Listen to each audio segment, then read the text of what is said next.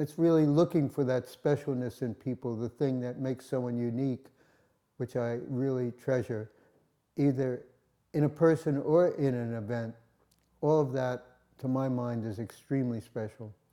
I worked in civil rights probably off and on from 1963 to 1968. So these are pictures that accumulated during that time, and then it was a question of putting them together so that they worked well together, which I think they do. But I also feel that there is a sense of continuity in it in terms of the civil rights struggle. And I think the pictures that were chosen really either exemplified something or were interesting in one way or another. I met James Baldwin and I was really taken by two things. One, his intelligence and his ability to talk and to really inspire people. And the other thing was the loneliness I felt about him. And these were two conflicting elements, but they, to me, really were very important. There's a picture of James Baldwin holding up a record album cover which says, "Do you love me?"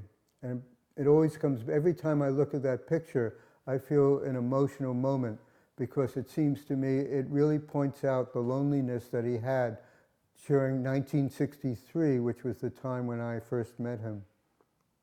What I try to do is really give you a sense of the person, but it can vary very, very much from photograph to photograph. And I usually don't set up, usually I don't do studio shoots per se, but it's really with a person in a real situation.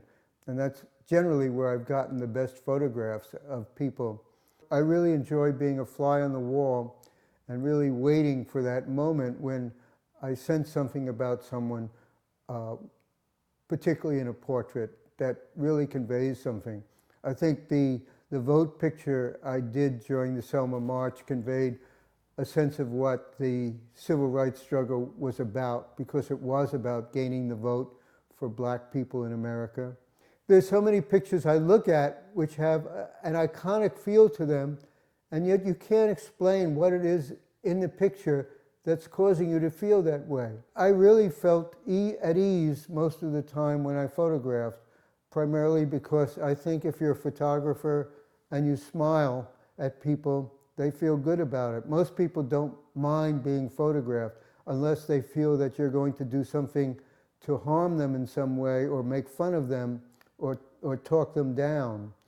So basically, if you're just matter-of-fact photographing people in terms of who they are and what they're doing, I don't seem to feel you have trouble. I did have one instance where there was a problem, necessarily. I was working with a stringer who Life magazine had given me to work with, and we had driven near Philadelphia, Mississippi, because we heard that a church had been bombed. We passed the church and found that it had been totally leveled. And then we heard that 3 civil rights workers were missing. And we were right there at the town of Philadelphia. And so we drove in and parked our car. And suddenly I saw this big burly sheriff standing there. And I started taking pictures of him. And he came over to me slowly. And he came up to me and he took the camera out of my hand. He opened the back of the camera, pulled out the film, the roll of film, threw it on the ground, and then handed me back my camera. And I didn't know how lucky I was. He was Sheriff Rainey, who was one of the ringleaders in the killing of the civil rights workers. We were often followed. With James Baldwin, I was at Medgar Evers' house, and Medgar Evers came out and put a towel over our license plate of our rental car, which was more of a joke than anything serious, in that we knew that we were all under surveillance at that time and were being closely watched. And in June of that year, 1963, he was shot and killed in his driveway.